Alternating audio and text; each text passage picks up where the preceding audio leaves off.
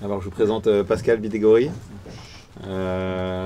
navigateur hors pair, qui plus est du Pays Basque, pour ceux qui ne le savent pas. On a commencé, qu'est-ce que dire d'autre, beaucoup d'expérience sur plein de bateaux, des bateaux très rapides, des multicoques, et ces dernières années beaucoup en IMOCA, notamment sur des IMOCA neufs, notamment sur des plans verdiers.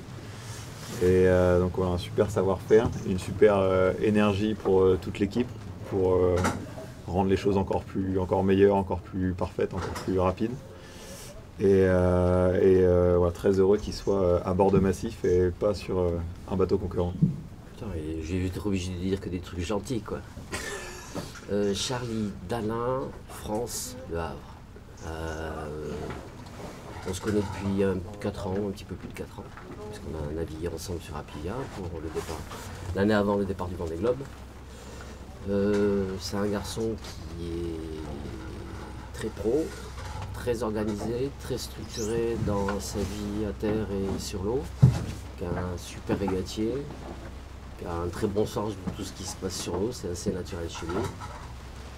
Et puis je trouve qu'il y a beaucoup dans sa discrétion, c'est aussi de l'humilité, c'est aussi de l'empathie pour toute l'équipe avec qui il travaille. Et il y a une super dynamique, et donc c'est très agréable de faire du bateau avec lui en tout cas. Ouais, complètement. C'est aller chercher déjà du talent, de l'envie de gagner et de la complémentarité, aller chercher des compétences voilà, qui manquent, mais voilà, si on a envie de renforcer certains aspects, c'est bien de penser à ça. Il faut que le duo fonctionne. C'est pas le tout d'additionner deux bons marins ensemble. Il faut que ça soit fluide, que ça soit naturel, qu'en mer, que les décisions, que les manœuvres se passent bien. Et je me perds. Et ouais, c'est un peu, ouais,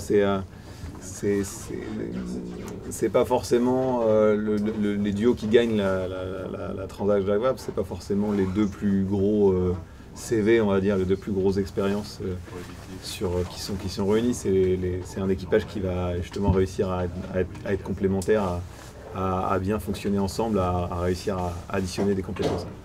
Oui, on a un peu nos personnalités avec des différences de l'extérieur en tout cas, dans la forme, mais dans le fond je trouve on a un objectif, on sait où on en est en termes de préparation du bateau, on ne se prend pas pour des gens, on ne veut pas péter plus au de cul quoi. Hein.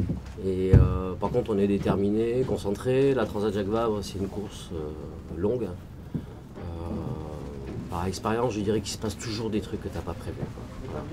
Et il y a des fois, c'est pas toujours quand tu te sens le plus prêt, le plus mature que tu arrives à gagner. Et il y a des fois, tu te sens intouchable. Et puis quelque part, il y a un grain de sable qui arrive dans ton jeu et puis ça ne fait pas. Donc, voilà, donc on va sur 15 jours de course ou un petit peu plus, il y a toujours des embûches, il y a toujours des moments où il y a des points un peu négatifs. Et c'est dans ces moments-là qu'il faut être bon. Parce que nos points forts, on les connaît et on va arriver à les exploiter à bon escient. Quoi. Ça, j'ai pas de doute. Écoute, tout va bien. On a mis le bateau à l'eau le 24 juin dernier. On a participé à 2 courses depuis. La toute première course seulement après 5 jours de navigation avec le bateau.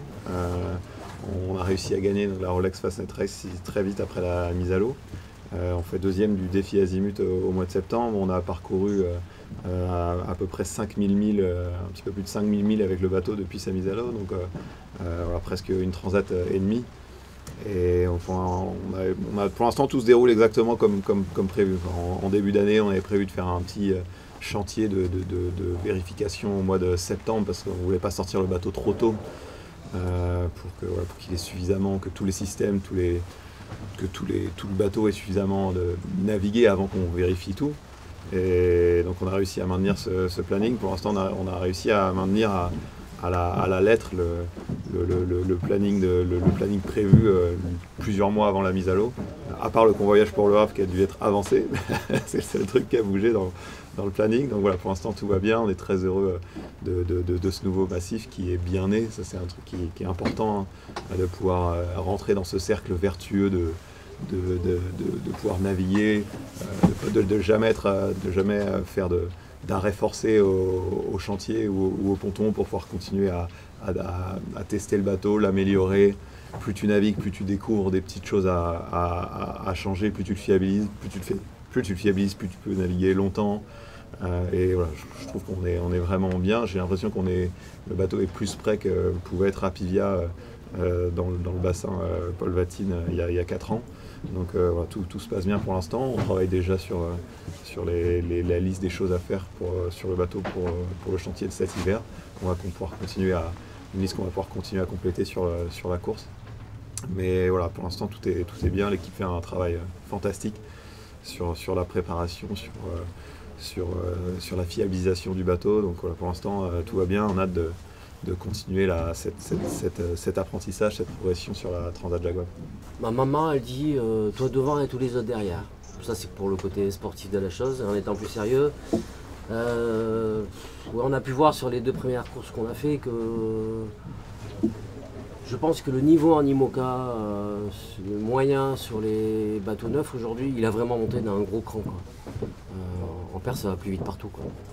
C'est plus engagé aussi un peu partout. Je pense qu'on a quelques duos bien relevés, et quand on se retrouve bord à bord avec ces bateaux-là, il n'y a personne qui lâche 1 mètre. Donc ça, c'est peut-être un peu, à mon sens, nouveau en termes d'excellence pour les premières places. Et donc on s'attend quand même à une course engagée, quoi. On ne va pas arriver en Martinique en se disant je suis en pleine forme, tout va bien, quoi. Je pense qu'on va aller dormir en arrivant, quoi. Ça, c'est sûr. Bah, c'est vrai qu'il faut faire non seulement attention au bateau, mais attention à l'humain aussi. La façon dont on se déplace, dont on a des casques à bord. Il y a des choses qu'on a apprises sur ces premiers mois de navigation qui ont permis de prendre des mesures pour améliorer la sécu à bord. Et après, on a un bateau qui est fait pour, on va dire, avec ce cockpit qui est vraiment tout petit, pour limiter les déplacements, une zone de vie qui est toute petite aussi, des aménagements sur lesquels on a beaucoup travaillé en termes de sommeil, en termes de travail à la table à cartes, pour être le plus confortable possible, ou le moins confortable possible plutôt. Mais voilà, moi le casque, sur Apivia, je portais déjà le casque dans les phases de haute vitesse. Là, c'est quelque chose qu'on fait systématiquement avec Pascal sur Massif. Ouais, il faut penser à la dimension humaine. Ouais, c'est pas le tout d'aller très vite. Il faut préserver l'intégrité de l'équipage. Donc voilà, faire attention à tout ça.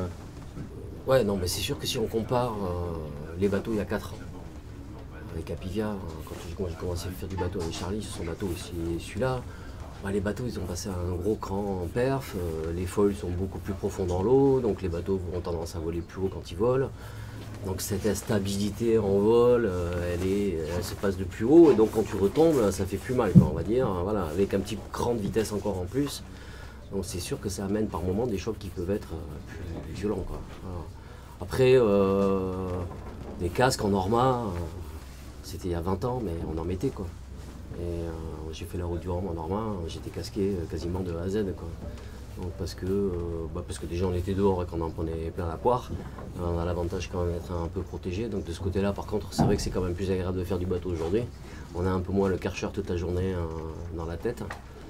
Mais voilà, oui, la protection, je pense que c'est quelque chose, à mon sens, aujourd'hui, et surtout dans le développement du Vendée Globe, on voit bien que s'il arrive un accident, ça sera violent. Voilà. Charlie, il va pas se casser un ongle, quoi. Donc s'il lui arrive quelque chose, c'est parce qu'il y aura eu un gros planté, un gros coup de gîte, quelque chose qui va faire que de toute façon, ça amènera quelque chose de violent. Il y a eu déjà des accidents dans le Vendée Globe par le passé, quoi. Donc réfléchir quand même en amont un petit peu à ça, et à ce qu'il faut un tout petit peu améliorer comme système à bord, parce que tu n'es pas à l'abri d'avoir un petit problème, mais il va falloir essayer d'envisager de continuer la course, quoi. Donc ça me paraît quand même intéressant de regarder ça d'un petit peu plus près, parce que oui, les chocs sur les bateaux ont quand même évolué, et puis sur le plan humain, ça va pas dans le bon sens pour les bonhommes. Ouais, moi j'ai grandi avec cette course. Chaque édition, j'allais voir le départ à la plage, j'allais voir les bateaux dans les bassins. Quand j'étais un peu plus grand au collège, après les cours, les années 30, je venais voir admirer les bateaux, rêver devant ces bateaux. Moi j'ai plein de souvenirs, des images d'arrivée aussi. C'est beaucoup ce rêve, quoi. Là, on est à la période où la France rentre dans l'automne, les jours sont de plus en plus courts, il pleut. Je pouvais venir admirer les bateaux, les marins, et quelques semaines après, 2 semaines après, on les voyait arriver en t-shirt sur les eaux turquoises, au chaud, et après avoir traversé l'Atlantique, à chaque fois dans des arrivées qui font rêver, comme le Brésil, à Carthage, maintenant la Martinique.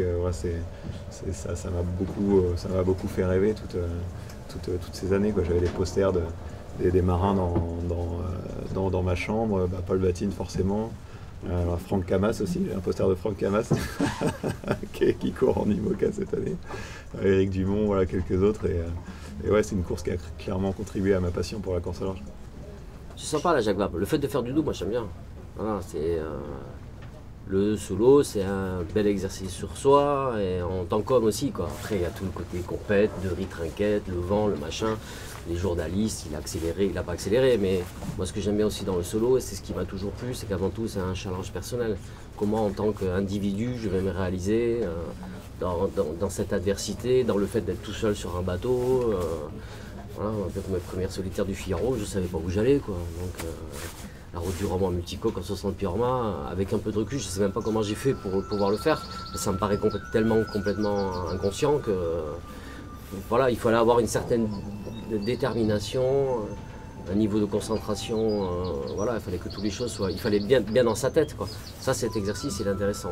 Le double, ce qu'il y a de sympa, c'est que c'est aussi dans le partage à un moment donné, quoi. Voilà.